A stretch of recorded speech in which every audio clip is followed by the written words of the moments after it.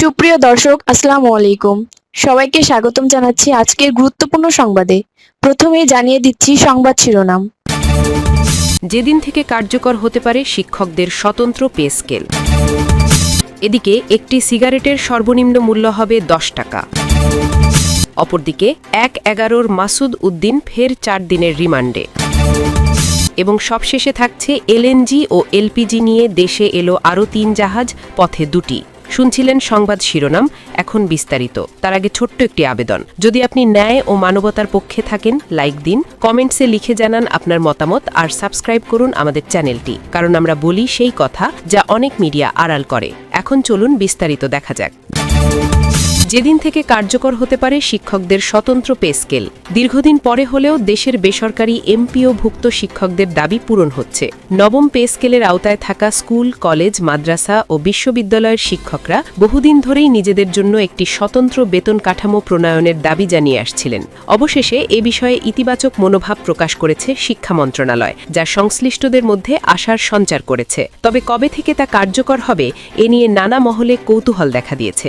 শিক্ষা মন্ত্রণালয়ের একটি নির্ভরযোগ্য সূত্র জানিয়েছে, খুব শীঘ্রই এমপিওভুক্ত শিক্ষকরা আলাদা বেতন কাঠামোর আওতায় আসতে পারেন। এ সংক্রান্ত একটি পরিপত্র জারির প্রস্তুতি চলছে। বাস্তবায়নের নির্দিষ্ট সময়সীমা এখনও নির্ধারিত হয়নি, তবে মন্ত্রণালয়ের ভেতরে এ নিয়ে আলোচনা অব্যাহত রয়েছে। ধারণা করা হচ্ছে 2026-27 অর্থ বছরের বাজেট অধিবেশনের মধ্য দিয়ে কার্যকর হতে পারে শিক্ষকদের স্বতন্ত্র পে স্কেল।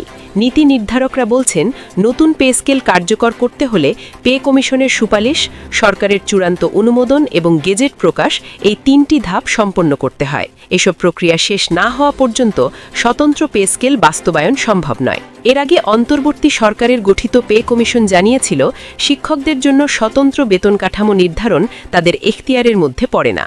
তাদের মতে এ ধরনের সিদ্ধান্ত নেওয়ার দায়িত্ব বাংলাদেশ সার্ভিস কমিশনের, ফলে তারা এ বিষয়ে কোনো উদ্যোগ নেয়নি। তবে বর্তমান সরকার সেই অবস্থান থেকে সরে এসে শিক্ষকদের দাবি বিবেচনায় নিয়ে কার্যকর পদক্ষেপ গ্রহণের দিকে অগ্রসর হচ্ছে। অন্যদিকে বিভিন্ন শিক্ষক সংগঠন ও জোট ইতোমধ্যে শিক্ষা মন্ত্রণালয়ে তাদের প্রস্তাব জমা দিয়েছে। এসব প্রস্তাবে বিদ্যমান বেতন কাঠামোর 1ম থেকে 7ম গ্রেড অপরিবর্তিত রেখে নিচের গ্রেডগুলো পুনর্বিন্যাস করতে সুপারিশ করা হয়েছে। প্রস্তাবিত কাঠামো অনুযায়ী 1ম গ্রেডে শিক্ষকদের মূল বেতন নির্ধারণ করা হয়েছে 1,56,000 টাকা। এর পাশাপাশি বছরে 2.5% হারে ইনক্রিমেন্ট, 3,000 টাকা চিকিৎসা ভাতা, মূল বেতনের 40% বাড়ি ভাড়া এবং 1,500 টাকা শিক্ষা ভাতা অন্তর্ভুক্ত করার কথা বলা হয়েছে। এছাড়া দ্বিতীয় থেকে 7ম গ্রেড পর্যন্ত প্রস্তাবিত মূল বেতন যথাক্রমে 1,40,000, 1,25,000, 1,10,000, 95,000, 80,000 এবং 70,000 টাকা নির্ধারণের সুপারিশ করা হয়েছে। নিম্ন গ্রেডের ক্ষেত্রে 8ম গ্রেডে 62,000, 9ম গ্রেডে 55,000, 10ম গ্রেডে 50,000, একাদশ গ্রেডে 45,000, দ্বাদশ গ্রেডে 40,000, ত্রয়োদশ গ্রেডে 35,000 এবং চতুর্দশ গ্রেডে 30,000 টাকা প্রস্তাব করা হয়েছে। এ প্রস্তাবে কেবল বেতন বৃদ্ধি নয়, বিভিন্ন ভাতা ও সুযোগ সুবিধা বাড়ানোর বিষয়টিও গুরুত্বের সঙ্গে তুলে ধরা হয়েছে। একই সঙ্গে বিভিন্ন গ্রেডে ভিন্ন হারে বেতন বৃদ্ধির প্রস্তাব রাখা হয়েছে, যাতে সামগ্রিকভাবে শিক্ষকদের আর্থিক অবস্থার উন্নতি ঘটে। এদিকে একটি সিগারেটের সর্বনিম্ন মূল্য হবে 10 টাকা। দেশের তরুণ প্রজন্মকে ধূমপানে নিরুৎসাহিত করতে এবং জনস্বাস্থ্য সুরক্ষায় সিগারেটের কর কাঠামোতে বড় ধরনের পরিবর্তনের দাবি তুলেছেন বিশেষজ্ঞরা। আগামী 2026-27 অর্থ বছরের বাজেটকে সামনে রেখে সিগারেটের নিম্ন ও মধ্যম স্তর একীভূত করে প্রতি 10 শলাকার প্যাকেটের দাম সর্বনিম্ন 100 টাকা নির্ধারণের প্রস্তাব করা হয়েছে। অর্থাৎ বাজারে প্রতিটি সিগারেটের সর্বনিম্ন মূল্য হবে 10 টাকা। বৃহস্পতিবার 9 April national heart foundation of বাংলাদেশের আয়োজনে তামাক কর বৃদ্ধি, জনস্বাস্থ্য রক্ষায় সাংবাদিকদের করণীয় শীর্ষক এক কর্মশালায় এই দাবি তোলা হয়।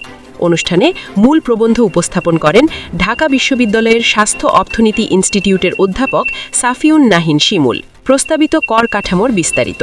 বিশেষজ্ঞরা বর্তমান তামাক কর কাঠামোকে অত্যন্ত জটিল বলে উল্লেখ করেছেন। তাদের প্রস্তাব অনুযায়ী 1. নিম্ন ও মধ্যম স্তর একীভূত করে 10 শলাকার প্যাকেটের দাম 100 টাকা করতে হবে। 2.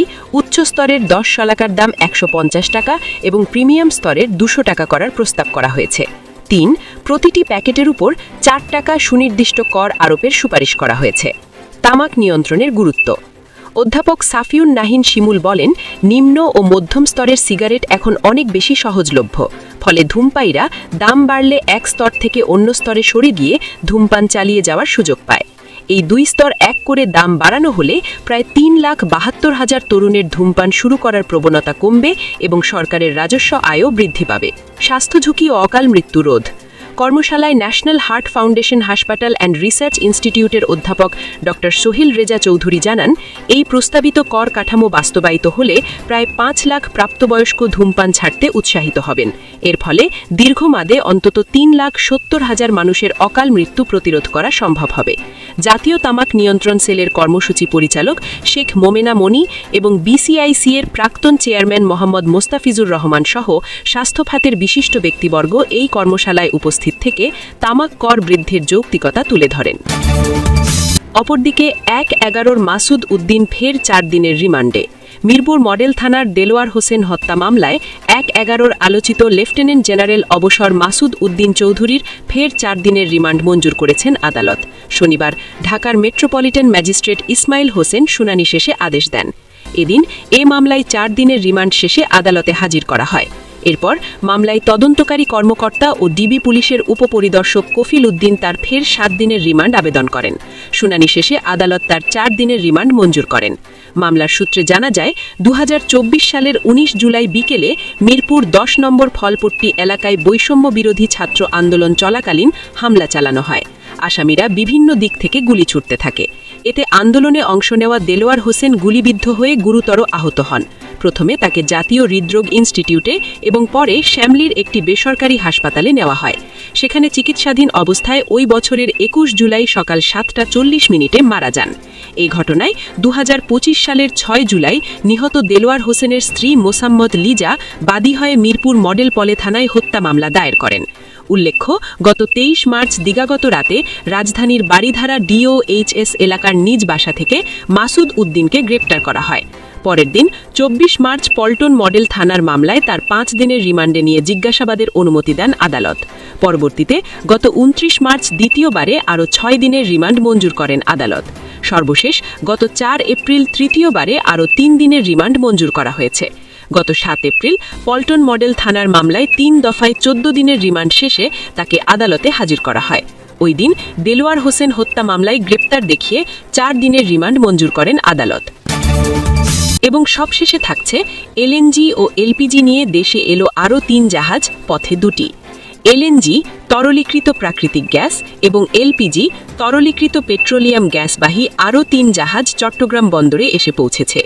শুক্রবার ও শনিবার জাহাজ 3টি চট্টগ্রাম বন্দরের জলসীমায় পৌঁছালো। আরও 2টি জাহাজ পথে রয়েছে। ওই 2টি জাহাজেও এলএনজি এবং এলপিজি রয়েছে। চট্টগ্রাম বন্দর কর্তৃপক্ষ এবং শিপিং এজেন্টদের তথ্যানুযায়ী এই চালানে মহেশখালীর ভাসমান টার্মিনালের জন্য এলএনজি এবং চট্টগ্রামের জন্য এলপিজি রয়েছে। এদিকে শুক্রবার মধ্যরাত থেকে অকটেন ও ফার্নেস অয়েলবাহী 2 জাহাজের খালাস প্রক্রিয়া শুরু করেছে বাংলাদেশ পেট্রোলিয়াম কর্পোরেশন বিপিসি। শনিবার রাতের মধ্যে জাহাজ 2টির খালাস কার্যক্রম শেষ হওয়ার কথা রয়েছে।